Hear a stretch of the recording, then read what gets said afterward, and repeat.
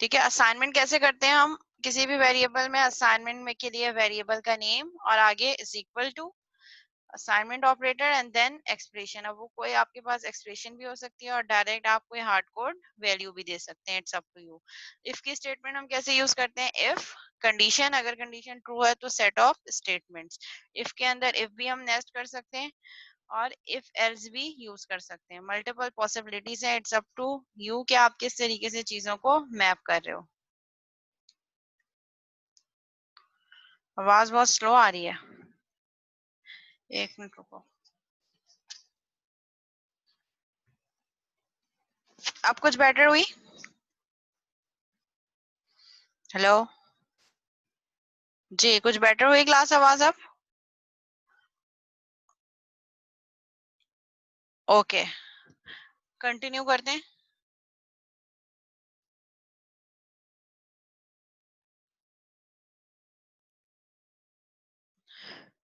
ठीक है, इफ के अंदर हम इफ भी नेस्ट कर सकते हैं और इफ एल्स इफ का लेटर भी चला सकते हैं। Loops, three types of loop usually for while and do while. For में हमारे पास क्या होता है? फॉर का कीवर्ड इनिशियलाइजेशन, जहां से हम लूप को इनिशियलाइज करवा रहे हैं, testing condition and then increment और डिक्रीमेंट। और यहाँ पे हमारे पास सेट ऑफ स्टेटमेंट जो विद इन अ लूप है, जब तक लूप की कंडीशन ट्रू होगी जब तक वो सेट ऑफ स्टेटमेंट एग्जीक्यूट होती रहेंगी। यहाँ पे इन्होंने एग्जांपल क्या दिया? For int I is equal to 10, I is greater than 0, I minus minus, और कंसोल डॉट राइट लाइन पे क्या प्रिंट हो जाए? आई। तो ये रिवर्स में 10 to 1 सारे जो मेरे पास वैल्यूज हैं वो प्रिंट कर देगा रिवर्स ऑर्डर में।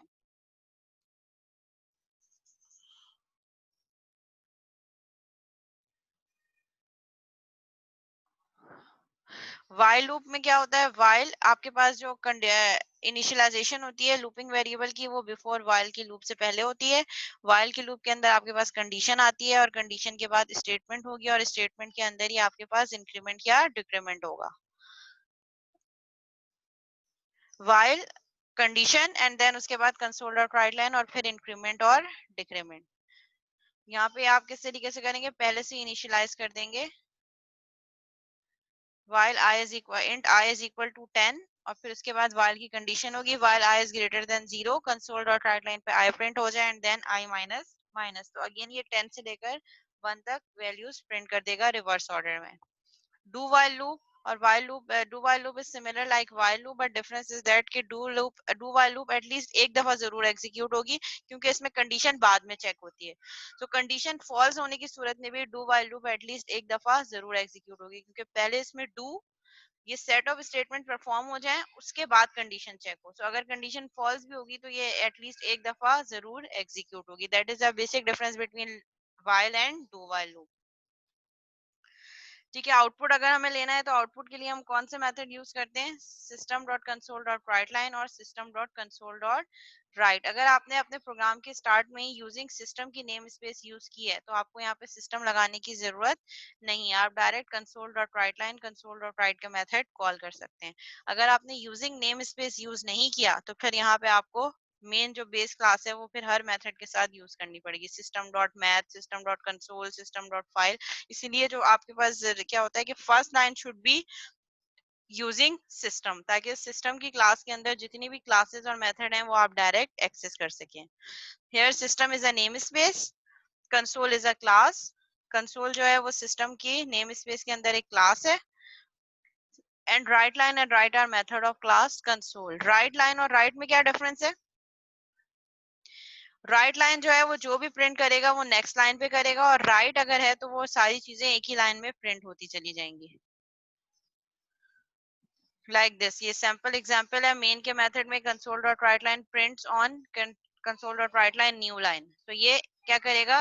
प्रिंट्स ऑन एक लाइन में प्रिंट करेगा, उसके बाद नेक्स्ट लाइन पे प्रॉम्प्ट करेगा, और यहाँ पे नेक्स्ट लाइन पे क्या प्रिंट हो जाएगा? New line. क्योंकि राइट लाइन का मेथड है, पहले प्रिंट करेगा और फिर नेक्स्ट लाइन पे जंप कर जाएगा।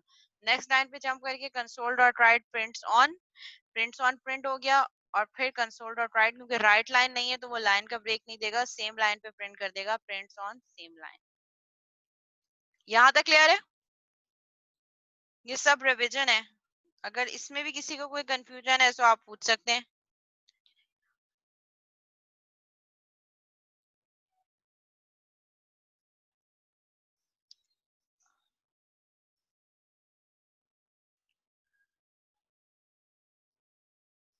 तो इसकी एक दफा ये सारी चीजें क्लासेस और ऑब्जेक्ट के साथ प्रैक्टिस करके देख लीजिएगा।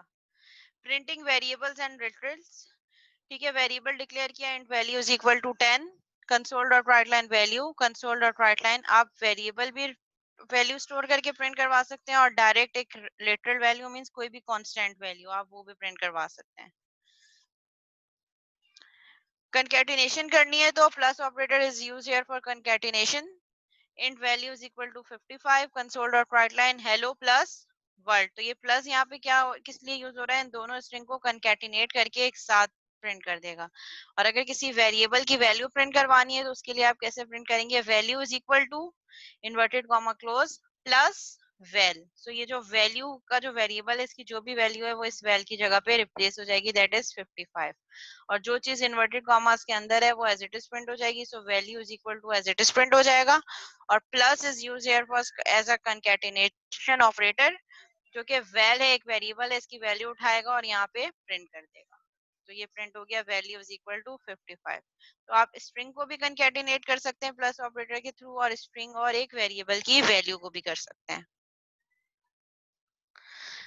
Printing concatenating string using formatted strings, ठीक है, कंसोल डॉट राइट लाइन को आप इस तरीके से भी रिप्लेस कर सकते हैं, value is equal two plus well concatenation operator के थ्रू, और आप इसको इस तरीके से इंडेक्सेस के थ्रू भी रिप्लेस कर सकते हैं, value is equal to 0 comma val. तो ये इस 0 की स्पेस पे क्या रख देगा, वैल्यू। अगर एक से ज्यादा वेरिएबल प्रिंट करवाने हैं 0 एंड इसी तरह ब्रैकेट में 1, और वो इसी ऑर्डर में फिर 1 बाय 1 सारे वेरिएबल्स की वैल्यू इस 0 1 को रिप्लेस करके वेरिएबल्स की एक्चुअल वैल्यू प्रिंट करवा देगा। ठीक है, ये फॉर्मेटेड स्ट्रिंग है, दो नंबर्स इनपुट लिए हैं, फर्स्ट नंबर इनिशियलाइज करवा दिया हार्ड कोड वैल्यूज के साथ, सेकंड नंबर इनिशियलाइज करवा दिया हार्ड कोड वैल्यू के साथ, और एक third variable that is result, and result is equal to first number plus second number. ये 5 और 10 को प्लस करेगा 15 और कहाँ स्टोर कर देगा, रिजल्ट में। सो कंसोल डॉट राइट लाइन पे प्रिंट करवाना है हमें 0 प्लस 1 इज इक्वल टू 2, और इन्वर्टेड कॉमर्स के बाहर हमने सीक्वेंस दे दी कि पहले फर्स्ट नंबर वाली वैल्यू प्रिंट हो। तो फर्स्ट नंबर पे क्या है 5, तो 0 की जगह रिप्लेस हो जाएगा 5 प्लस एज इट इज आएगा। सेकंड नंबर पे एक वेरिएबल है, सेकंड नंबर के वेरिएबल की वैल्यू है 10, तो ये प्रिंट कर देगा 10, 5 plus 10 is equal to 2। Second position पे क्या प्रिंट करे, रिजल्ट। रिजल्ट में क्या है 10 प्लस 15, 5 स्टोर है 15, तो ये 2 पे प्रिंट कर देगा 15। तो ये इस तरीके से इस फॉर्मेट में प्रिंट हो जाएगा, 5 plus 10 is equal to 15। Input कैसे लेना है, आप इनपुट के लेने के लिए आप रीड लाइन, रीड और रीड की तीनों मेथड यूज कर सकते हैं। रीड की एक सिंगल कैरेक्टर को करेगा,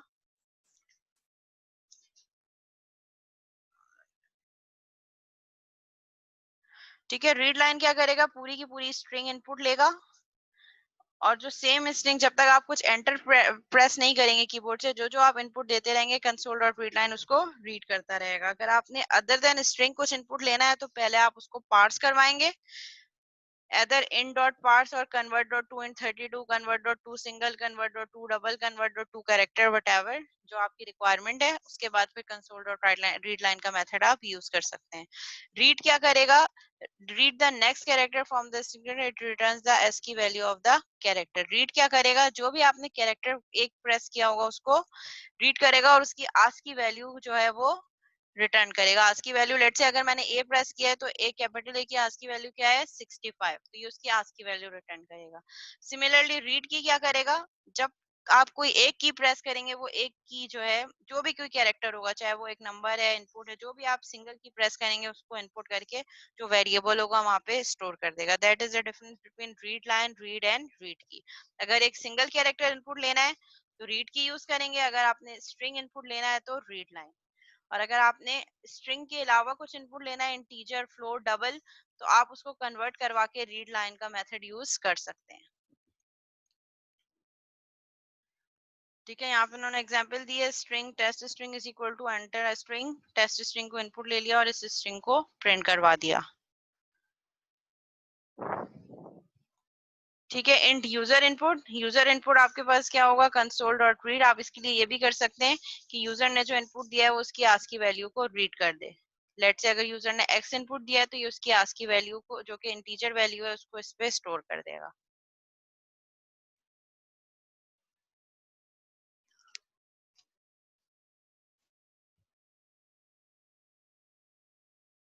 ठीक है, यहाँ पे इंटीजर वैल्यू इनपुट लेनी है यूजर से, यूजर इनपुट।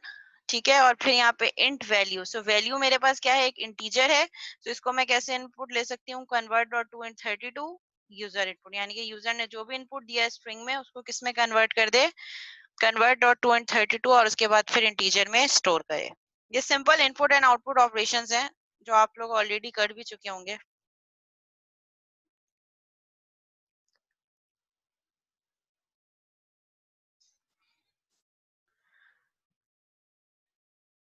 ठीक है, अगर आपने स्ट्रिंग इनपुट लेना है तो direct console dot read line का मेथड यूज होगा। अगर आपने डबल का इनपुट लेना है तो उसको आप कैसे इनपुट ले सकते हैं, double radius is equal to double dot parse var, यानी कि ऊपर जो वेरिएबल लिया है आप उसको डबल टाइप के वेरिएबल में पार्स करके रेडियस में स्टोर करवा सकते हैं। और आप चाहें तो डायरेक्ट, कोई अगर थर्ड वेरिएबल नहीं लेना चाह रहे तो direct double radius is equal to double dot parse console dot read line, यानी कि यूजर से इनपुट लें और उसको डबल डाटा टाइप में पार्स करके रेडियस में स्टोर कर दें। इसी तरह फ्लोट के लिए भी ऐसे ही है और इंटीजर के लिए भी सेम ऐसे ही वर्क करेगा ये। ओके जी, अब जो मेन हमारे पास टास्क आ गया है, that is the task of object oriented programming, which is creating classes and usage of objects.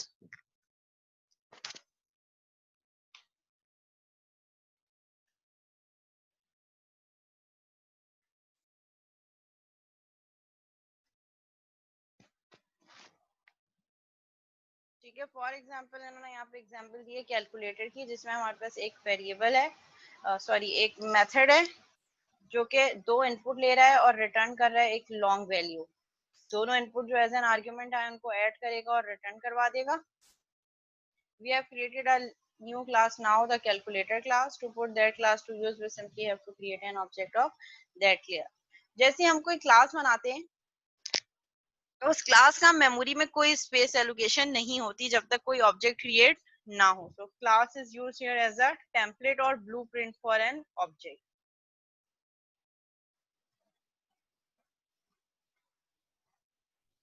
Parse is used for conversion, यानी कि जो इनपुट हम ले रहे हैं, यूजर से जो इनपुट आएगा, लेट से यूजर ने 12 इनपुट दिया है, तो वो कंसोल डॉट रीड लाइन उस 12 को क्या कंसीडर करेगा, एक स्ट्रिंग, क्योंकि read line by default string read करता है। तो अगर आप उसको 5 भी दोगे, 12 दोगे, कुछ भी इंटीजर दोगे तो उसको स्ट्रिंग समझेगा। तो हम ये कह रहे हैं कि यूजर ने अगर इनपुट दिया है 12, तो कंसोल डॉट रीड लाइन का मेथड उसको क्या समझ रहा है, स्ट्रिंग। तो पहले क्या करो, उस स्ट्रिंग को पार्स करो डबल में, यानी कि उसको ट्रांसफॉर्म कर दो, जैसे कन्वर्ट होता है इसी तरह पार्स क्या कर रहा है, पार्सिंग कर रहा है डिफरेंट डाटा टाइप को। जो डाटा टाइप आपने यूज किया डबल डॉट पार्स, आपने जो भी इनपुट दिया होगा उसको उस डाटा टाइप के अकॉर्डिंगली पार्स कर देगा, कन्वर्ट कर देगा, ट्रांसफॉर्म कर देगा।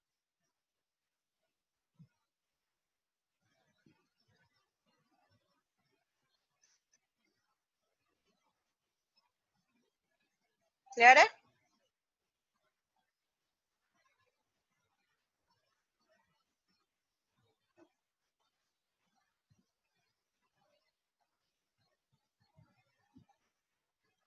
ठीक है, ये एग्जांपल मैं आपको करके दिखा देती हूँ ऑनलाइन एडिटर पे। मैं रिमूव कर देते हैं यहाँ से पब्लिक क्लास टेस्ट,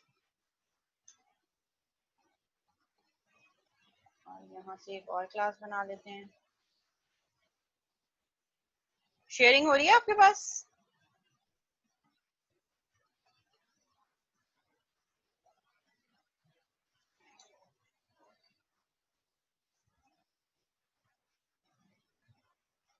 यहाँ पे मैंने एक क्लास बनाई, पब्लिक क्लास, लेट से कैलकुलेटर वाली एग्जांपल ले लेते हैं, कैलकुलेटर। ठीक है, और फिर इसके अंदर मैंने कुछ मेथड यूज कर दिया, public void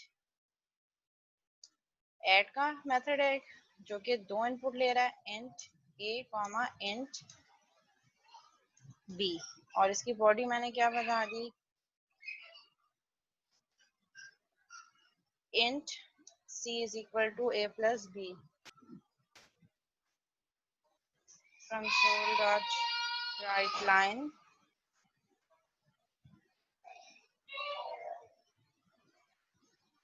some is plus c. ठीक है, सिमिलरली इस क्लास के अंदर मैंने एक और मेथड बना लिया, दैट इज ऑफ सब्ट्रैक्शन का है। इसमें भी दो इनपुट जा रहे हैं और सी हो जाएगा a minus B and subtraction is sub is C. Similarly मैंने एक और मेथड बना लिया,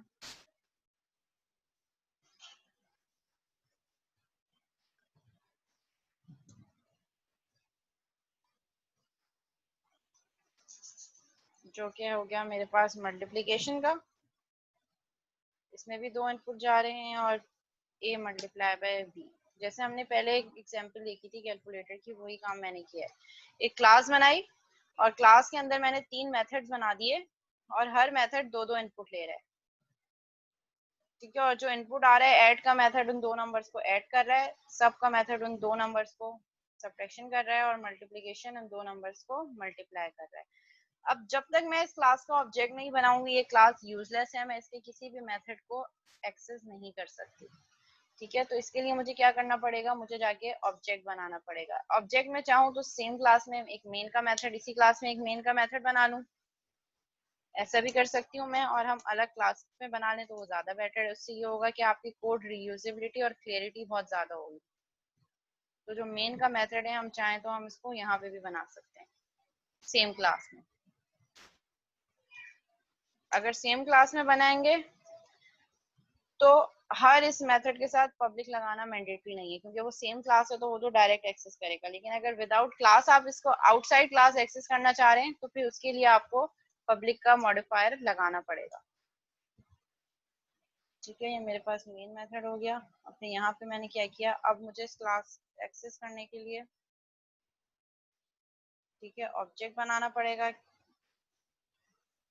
calculator c is equal to new calculator. ठीक है, ऑब्जेक्ट बन गया और फिर यहाँ से मैं कॉल कर दूंगी सी डॉट। जैसे ही मैंने सी डॉट किया तो वो उस क्लास के सारे मेथड बाय डिफॉल्ट मुझे खुद से लिस्ट डाउन कर रहा है, ऐड सब एंड मल। लेट से मैंने ऐड कॉल किया और दो वैल्यूज पास कर दी 10, 50 और मैंने इसको रन कर दिया। तो इसने मुझे क्या रिजल्ट दे दिया, सम इज 60। सेम काम मैं यही चीज अगर इसको हटा दूं यहाँ से, नेक्स्ट क्लास में जाके करूं, एक और क्लास बनाई मैंने अपनी कैलकुलेटर की क्लास के बाहर, public class test static void main, और यहाँ पे मैंने कैलकुलेटर की क्लास का ऑब्जेक्ट बनाया। Calculator c is equal to new calculator और यहाँ से मैं कॉल कर रही हूँ c डॉट मल, और मल्टीप्लिकेशन के लिए मैंने दो वैल्यूज पास कर दी, लेट से 3, 5 और मैंने इसको रन कर दिया। तो ये इन दोनों को मल्टीप्लाई करके मुझे 3 इंटू 5 15 आउटपुट दे देगा।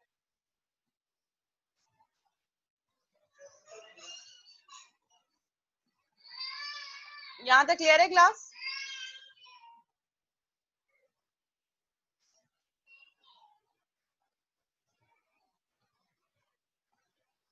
अच्छा, अब मैं चाह रही हूँ कि ये जो वैल्यू मैं यहाँ से पास कर रही हूँ यहाँ पे मेरे पास वेरिएबल्स हो क्लास के अंदर, मैं इसको कर दूं int a comma int b।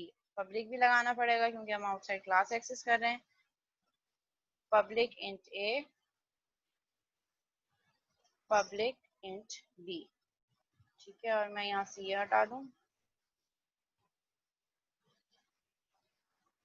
जहाँ से मैं ये वेरिएबल्स, मतलब अब यूजर वहां से पास ना करे बल्कि जो क्लास के अपने एट्रीब्यूट्स हैं उसी के थ्रू मैं उनको यूज कर रही हूँ।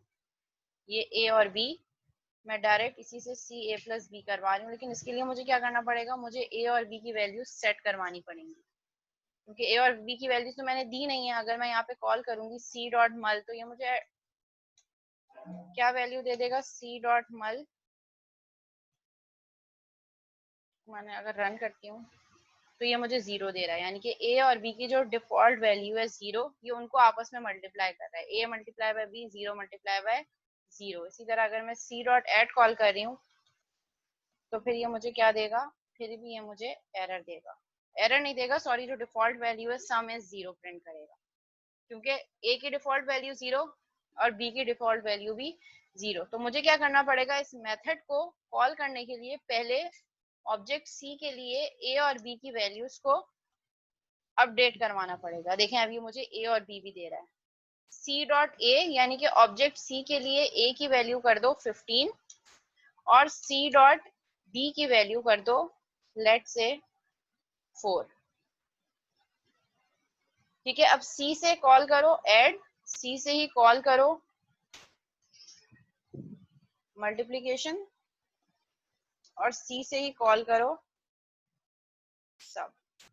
तो अब ये सी की ही वैल्यूज पर एडिशन, मल्टीप्लीकेशन और सब्ट्रैक्शन चलाएगा।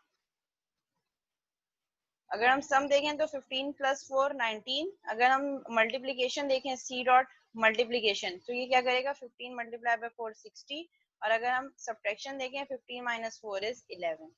ये तो हो गया एक ऑब्जेक्ट, मतलब एक दफा वैल्यूज हो गई। अब मुझे और वैल्यूज देनी है, तो एक तो ऑप्शन ये है कि मैं इन्हीं वैल्यूज को चेंज करूं, which is not a good approach. अब मुझे और वैल्यूज चाहिए तो मैं क्या करूंगी, एक और ऑब्जेक्ट बना लूंगी जिसका नाम चेंज होना चाहिए। मेरे पास सेम नाम के दो ऑब्जेक्ट दोबारा क्रिएट नहीं हो सकते। मैंने C1 लिया, अब मैं कह रही हूँ C1 डॉट ए, यानी कि C1 के लिए ए की वैल्यू क्या हो जाए मेरे पास 3 और C1 डॉट बी की वैल्यू मेरे पास हो जाए लेट से हम इसको कह देते हैं 6। और फिर यहाँ से कॉल करो C1 डॉट एड, ये जो एड का मेथड था मेरे पास। सिमिलरली C1 डॉट सब। तो अब ये क्या करेगा, उन्हीं मेथड्स को यूज करेगा लेकिन C1 के रिस्पेक्ट से जो मैंने वैल्यूज सेट की हैं उन्हीं वैल्यूज के रिस्पेक्ट से ये वो वैल्यूज कैलकुलेट करके लाएगा। इसको रन कर देते हैं। ठीक है, सम क्या आ गया 6 और 3 का 9।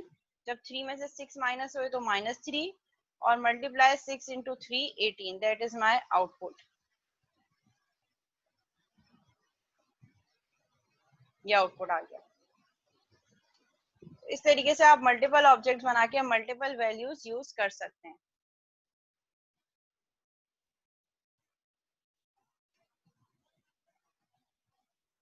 नहीं, कोई लिमिट नहीं है, आप जितने वेरिएबल्स बनाना चाहें, जितने ऑब्जेक्ट्स बनाना चाहें आप बना सकते हैं।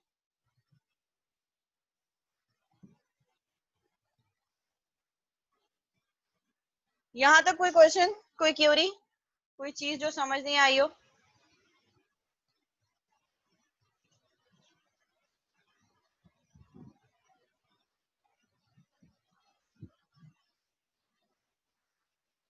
C1 ऑब्जेक्ट है और A क्लास का इंस्टेंस वेरिएबल है जो हर वैल्यू के लिए अपनी अलग अलग वैल्यू होल्ड करेगा। आप पता है होगा क्या, मैं इसको वर्ड पे जाके बताती हूँ आपको कि होगा क्या। मैं जरा इसका आपको मेमोरी स्ट्रक्चर बता दूंगी, मेमोरी में जाके क्या होगा। रन टाइम पे न्यू का कीवर्ड यूज हो रहा है, इट मींस ये कहाँ जाके स्टोर होगा, हीप मेमोरी में जाके स्टोर होगा। ये तो आपको अपनी लास्ट टाइम में मैंने बताया था कि memory is divided into two portion, stack and heap.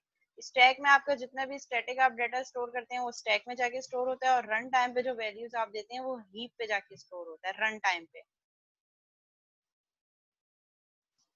Screen share मैं करती हूँ आप लोगों के साथ अभी।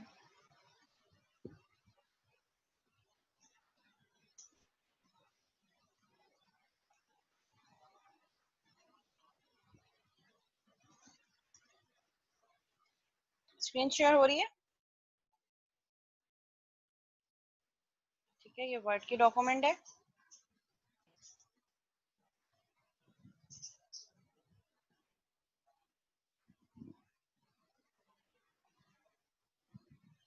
ठीक है, ये क्लास की इटसेल्फ कोई मेमोरी में स्पेस नहीं होगी। जैसे ही मैंने टेस्ट मेन के मेथड से प्रोग्राम एग्जीक्यूट होगा, जैसे मैंने calculator C is equal to new calculator ये वाली स्टेटमेंट मेरे पास जैसी एग्जीक्यूट होगी तो ये क्या करेगा, मेमोरी में जाके किस तरीके का एक स्ट्रक्चर बनाएगा।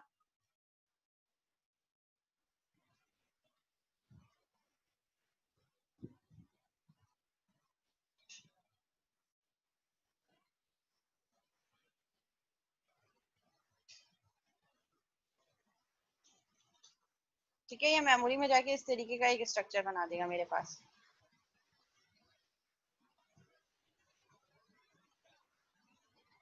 ये calculator C is equal to new calculator, तो ये मेमोरी में जाके एक ऑब्जेक्ट बना देगा सी नाम का।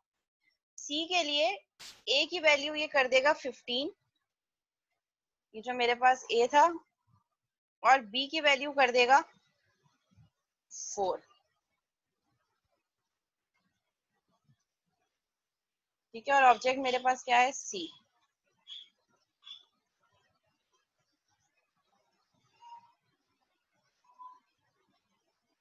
ठीक है, इसी तरह जब मैं इसको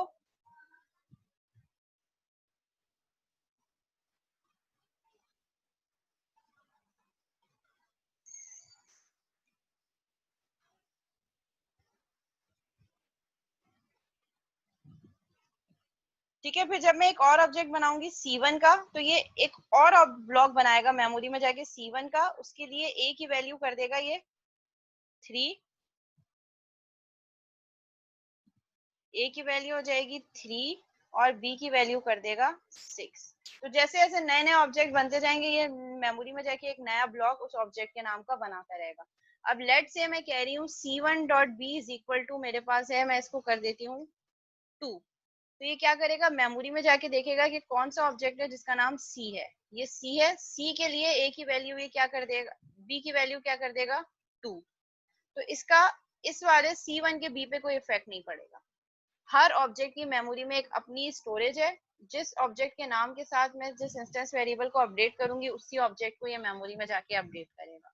तो ऑब्जेक्ट इस तरीके से बन रहे हैं, हर ऑब्जेक्ट को मेमोरी में एक अलग स्पेस है, और हर ये जो इंस्टेंस वेरिएबल इस क्लास के मैंने बनाए थे ए और बी, हर किसी की एक अपनी वैल्यू है। और अगर मैंने एक थर्ड ऑब्जेक्ट बनाया है, ठीक है, यहाँ पे हम कर देखते हैं कि मैं एक और ऑब्जेक्ट बना दिया मैंने, जिसको मैंने वैल्यूज, जिसके लिए इंस्टेंस वेरिएबल को मैंने सेट नहीं करवाया। Calculator C2 is equal to new calculator, और मैंने C2 डॉट ए, C2 डॉट बी कुछ भी सिलेक्ट, कुछ भी सेट नहीं करवाया। तो ये क्या करेगा, C2 का एक ऑब्जेक्ट बना देगा, और ए की वैल्यू इंटीजर है तो डिफॉल्ट वैल्यू 0 से सेट कर देगा, और सिमिलरली बी की वैल्यू 0 से सेट कर देगा, ए की भी और बी की भी। अब जिस जिसकी मुझे रिक्वायरमेंट होगी, अब मैं चेंज करना चाहूँ, मैंने इसको जाके कहा C2 dot A is equal to 10, तो ये मेमोरी में जाएगा, जिस ऑब्जेक्ट का नाम C2 होगा वहां जाके ए की वैल्यू 10 कर देगा। अगर मैंने बी को अपडेट नहीं किया तो बी की वैल्यू वही 0 रहेगी।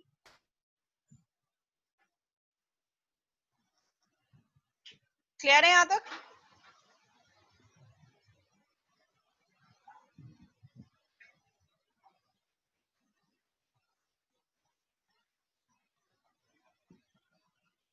अगर आप यूजर से इनपुट लेना चाह रहे हैं ए और बी,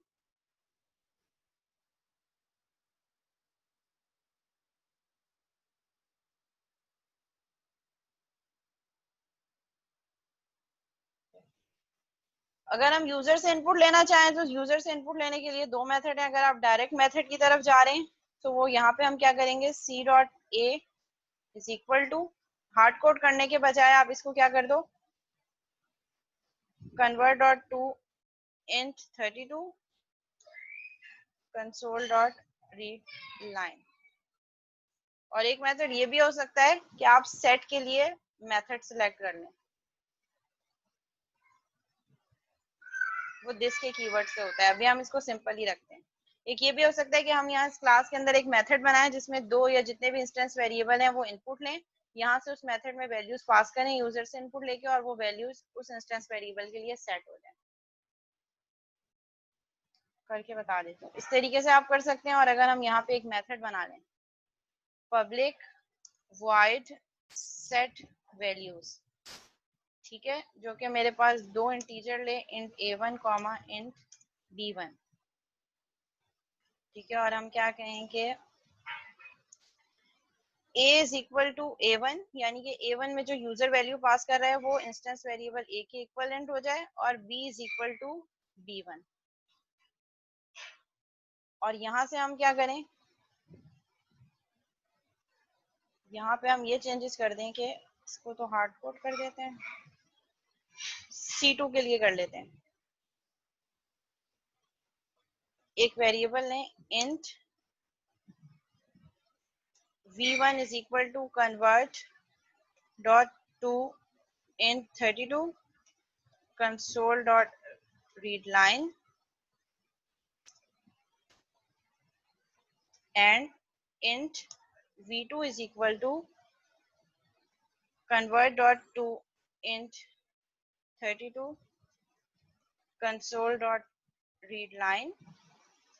ठीक है, दो इनपुट ले लिया और वहां पे जो हमने मेथड बनाया था c2 डॉट, क्या मेथड बनाया था, c2 सेट वैल्यूज, जो कि दो इनपुट ले रहा है, c2 डॉट सेट वैल्यूज, और इसमें हम पास करते हैं v1 कॉमा v2, यानी कि यूजर से आप इनपुट लें, दो दो वेरिएबल्स में रखवाएं और उन दोनों वेरिएबल्स को c2 यानी कि ऑब्जेक्ट के नाम के साथ उस मेथड पे कॉल कर दें v1 और v2। तो ये दो वैल्यू जो आपने इनपुट ली थी ये कहाँ ले जाएगा, इस मेथड में, v1 एंड v2, और यहाँ पे जो इंस्टेंस वेरिएबल था a उसको a1 सेट कर देगा और जो b था उसको b1। तो दोनों मेथड है, आप डायरेक्ट वहां पे हार्ड कोड भी कर सकते हैं और आप क्लास में मेथड बना के भी वैल्यू सेट करवा सकते हैं, it's up to you.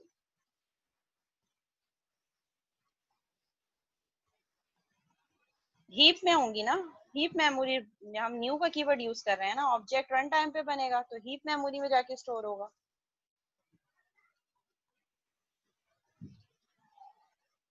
Stack में सिर्फ ए और बी स्टोर होगा, स्टैक में जाके क्या स्टोर होगा, ए बी, जो एक्चुअल वैल्यूज हैं, ये जो a is equal to 10 b is equal to 2, ये हीप में जाके स्टोर होगी।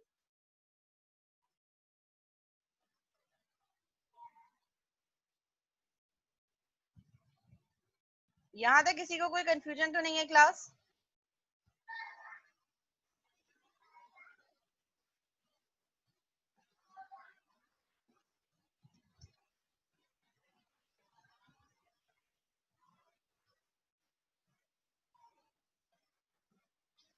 ठीक है, सब क्लियर है? अच्छा, कितने स्टूडेंट्स हैं जो फर्स्ट सेशन में नहीं थे और अब हैं?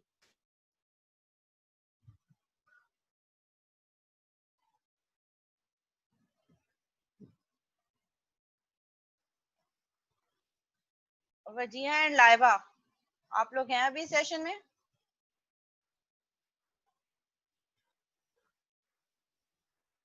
लाइबा, मुर्तजा,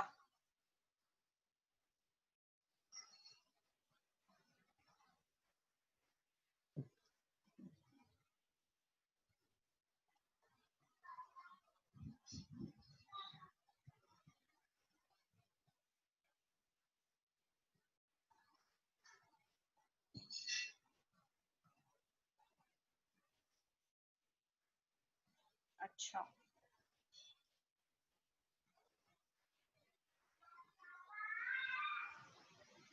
ठीक है, यहीं तक रखते हैं क्लास, फिर नेक्स्ट वीक इंशाल्लाह क्विज के साथ मुलाकात होती है दोबारा। आज की क्लास की लेक्चर जो है वो मैं अपलोड कर दूंगी।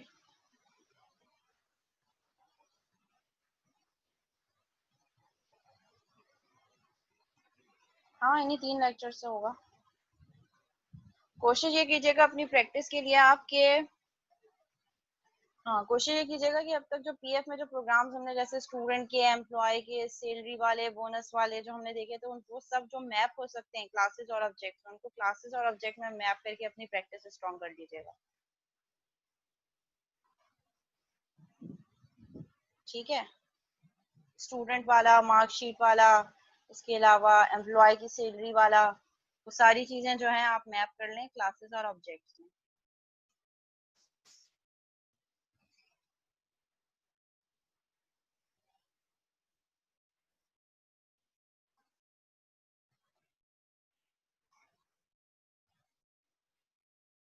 क्या मतलब?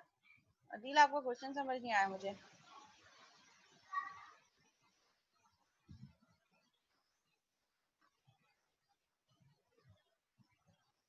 अदील, आपका क्वेश्चन समझ नहीं आया बेटा, मुझे रिपीट कर दो क्वेश्चन।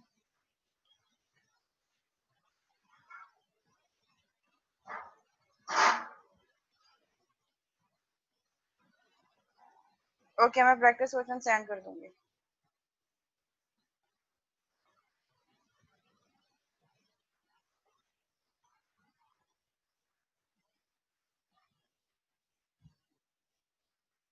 की जरूरत नहीं है, इतना ज्यादा ट्रिकी करने की क्या जरूरत है, कुछ भी आप रख सकते हैं, ऑब्जेक्ट नेम तो मीनिंगफुल होना चाहिए।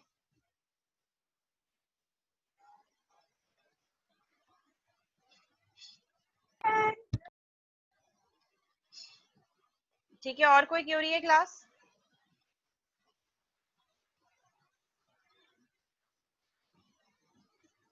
चलें ठीक है, इसको फिर यहीं तक रखते हैं, इंशाल्लाह नेक्स्ट क्लास में मुलाकात होती है। नहीं, आप तो वो तो खुद ही आप इनपुट ही तो दे रहे हो, आप कोई भी वेरिएबल का नाम रख